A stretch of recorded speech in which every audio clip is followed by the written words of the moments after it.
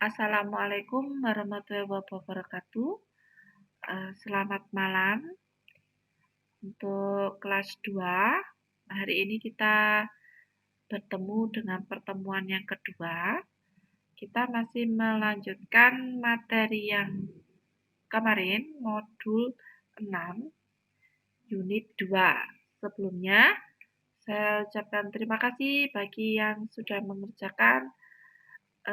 Lebih ditingkatkan lagi, paling tidak untuk responnya sama belajarnya ya.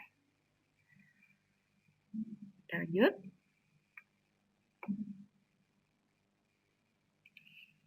Hamparan negeri kepulauan, kita masuk unit 2. Nah, daratan hijau nan mempesona. Nah, kira-kira masih ingat sebutan Indonesia itu kalau dulu sebagai negeri Zamrud Khatulistiwa, yaitu apa? Negeri Indonesia yang membentang di atas Khatulistiwa dengan warna hijau mempesona, bagaikan batuan Zamrud yang indah. Sebagai jebakan hutan tropis paru-paru dunia, sebenarnya wilayah daratan bukanlah sebagai hamparan dataran yang rata, tetapi berbagai pembentukan daratan ada di negeri kita. Mulai dari puncak gunung yang menjulang langit hingga hamparan petani yang berpasir halus. Wilayah daratan Indonesia itu lebih sempit dibandingkan lautannya. Berarti besar mana? Luas daratan Indonesia 1.919.440. Hampir sepertiga dari luas wilayah Indonesia. Daratan Indonesia bukanlah satu kesatuan, melainkan pulau-pulau besar dan kecil yang terbentang dari Sabang sampai Merauke. Setiap tempat memiliki keunikannya yang berbeda-beda. Berbagai bentukan daratan di Indonesia itu apa bentukannya? Gunung. Gunung itu adalah permukaan bumi yang menjulang lebih tinggi dibandingkan daerah sekitarnya. Gunung terjadi akibat aktivitas vulkanisme. Nah, ini. Terus, dari gunung keapian, gunung itu dibedakan menjadi 3. Gunung api aktif, yaitu gunung api yang masih aktif dan sewaktu-waktu bisa meletus. Contoh, Gunung Merapi di Jawa Tengah, Gunung Sinabung, Gunung Bromo. Nah, terus gunung tidak aktif atau istirahat, yaitu gunung yang sudah berhenti erupsi. Namun, tanda-tanda aktivitasnya ke gunung apiannya masih ada. Contoh sumber air panas, Fumarol dan Solvatar. Contohnya ini Gunung Tangkuban Perahu di Jawa Barat. Nah, ini menipu gunung ini. Meskipun dikatakan istirahat, tapi gunung api ini sewaktu-waktu bisa aktif kembali jika dapur magma yang ada di dalamnya memiliki kekuatan untuk menerobos bumi. Terus gunung mati, yaitu bekas gunung api yang sudah tidak ada tanda-tanda aktivitas lagi. Nah, ini kalau di kita Gunung Kawi, nah gunung mati katanya. Di Indonesia, gunung api yang masih aktif, nah, sudah istirahat maupun sudah mati, sangat banyak dan tersebar di seluruh Indonesia. Pulau yang tidak terdapat gunung api hanya Kalimantan, karena tidak pernah mengalami bencana alam akibat gunung meletus. Setelah gunung, pegunungan. Nah, di bawahnya pegunungan. Daratan yang menjulang lebih tinggi sekelilingnya merupakan daratan dari beberapa gunung yang berjejer-jejer menjadi satu kesatuan. Nah, ini terjadi karena akibat tenaga endogen yang mengangkat lapisan bumi. Nah, deretan pegunungan ini tidak hanya berupa tanah yang menjulang, tetapi juga ditumbuhi gunung-gunung api. Nah, hal ini terjadi pada saat pengangkatan lapisan bumi terjadi retakan yang mampu diterobos oleh interupsi magma, sehingga terjadilah vulkanis di beberapa tempat. Nah, ini pegunungan Bukit Barisan contohnya. Perbukitan, habis dari gunung, pegunungan perbukitan. Bukit terdiri dari beberapa bukit yang berjajar atau suatu rangkaian bukit yang panjang pada suatu daerah yang sangat luas. Nah, di gunung, pegunungan, perbukitan, terus ada apa lagi? Dataran tinggi. Nah, contohnya kalau perbukitan waktu kelir di Jawa Tengah. Bukit Bonang, Bukit Wanalele, Bukit-Bukit, Bukit Wadas Putih, Bukit Lemiring.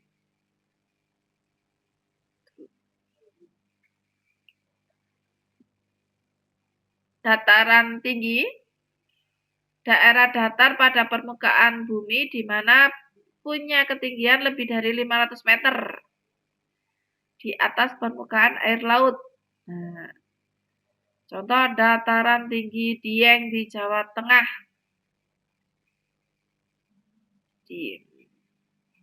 Terus lembah atau jurang dan ngarai. Nah, itu kenampakannya. Kita sering menyamakan arti lembah, jurang, dan ngarai. Padahal ketiganya juga berbeda. Lembah, jurang, ngarai karena lapisan kerak bumi terkikis oleh air, sehingga permukaan tanahnya lebih rendah atau menjulang letaknya di sekitar bukit. Lembah adalah dataran yang diapit oleh dua ketinggian atau lebih dengan batas sisi terjal ataupun landai.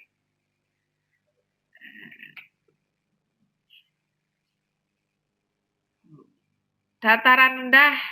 Nah, dataran rendah itu hamparan tanah lapang dengan ketinggian yang lebih rendah, relatif tidak lebih dari 200 meter di atas permukaan laut.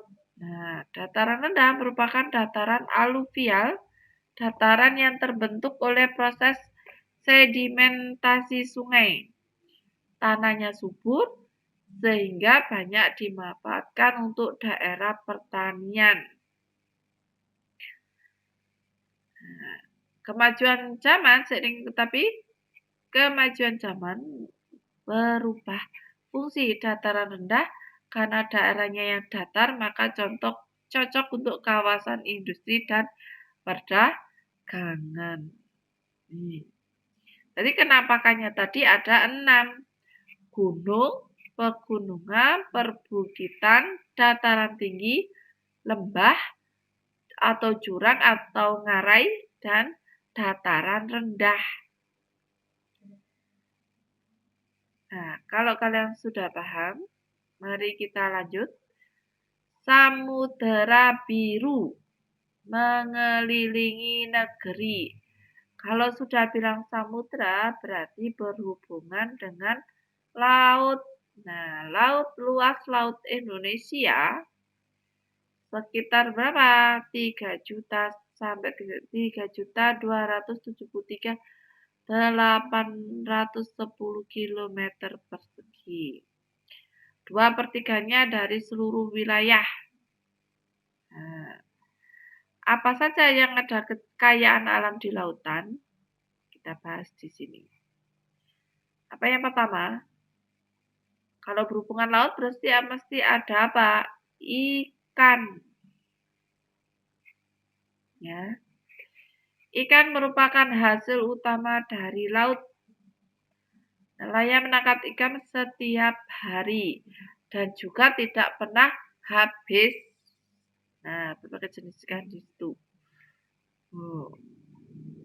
Banyak ikan karena kita adalah negara perikanan, negara kepulauan, jadi banyak ikan. Rumput laut. Rumput laut merupakan flora lautan yang saat ini banyak dikembangkan di berbagai perairan di Indonesia. Kandungannya apa? Nah, banyak sekali manfaatnya sebagai pembuat agar-agar dan keragian maupun alginat. Dibudidayakan di perairan dangkal wilayah. Ini bisa dikerjakan perorangan maupun kelompok swadaya masyarakat. Mutiara. Nah, di laut, samping ikan, rumput laut, mutiara. Mutiara di sini apa? Nah, terdapat di mana komoditasnya mutiara? Berada di Indonesia Timur. Indonesia Tengah menghasilkan mutiara termasuk wilayah barat, perairan Banyuwangi dan Kepulauan Mentawai. Mutiara yang bagus tidak bergantung desain, melainkan dari kerang. Kerang mutiara ini di Indonesia mempunyai kualitas yang sangat bagus karena perairan Indonesia yang sangat cocok. Tuh, persebaran kerang mutiara di Indonesia. Ada Sulawesi, Sumatera, Lampung, Bali, Nusa Tenggara Barat, Timur, Maluku, Sulawesi Tenggara, Sulawesi Utara, Papua. Dan mutiara mineral.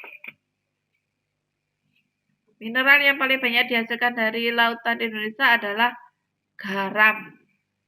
Nah, daerah penghasil garam, pulau garam kita berada di mana? Madura.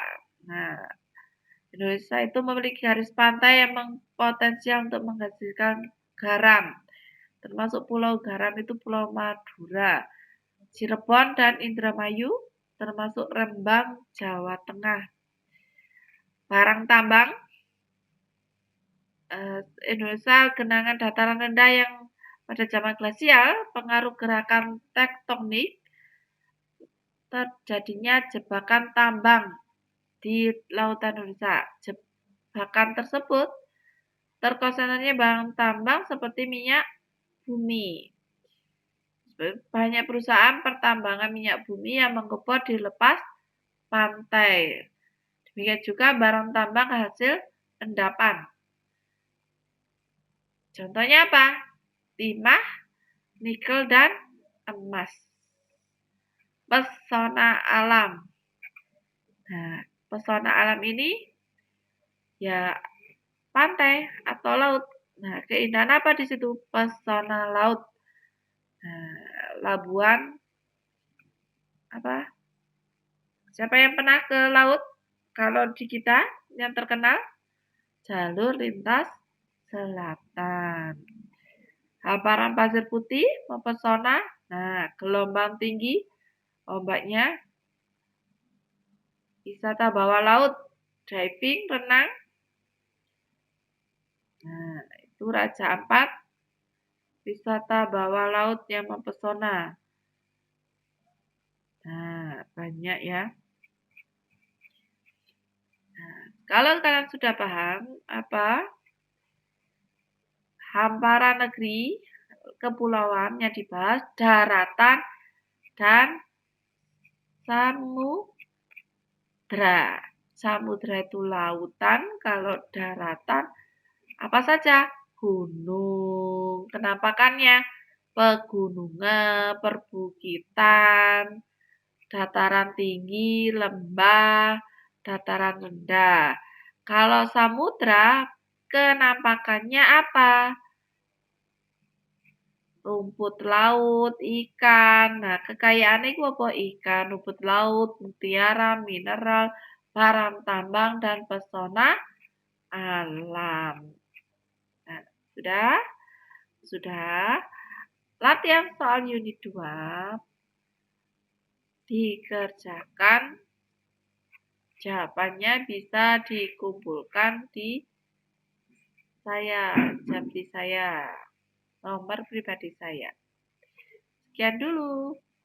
Sampai ketemu pertemuan berikutnya. Assalamualaikum warahmatullahi wabarakatuh.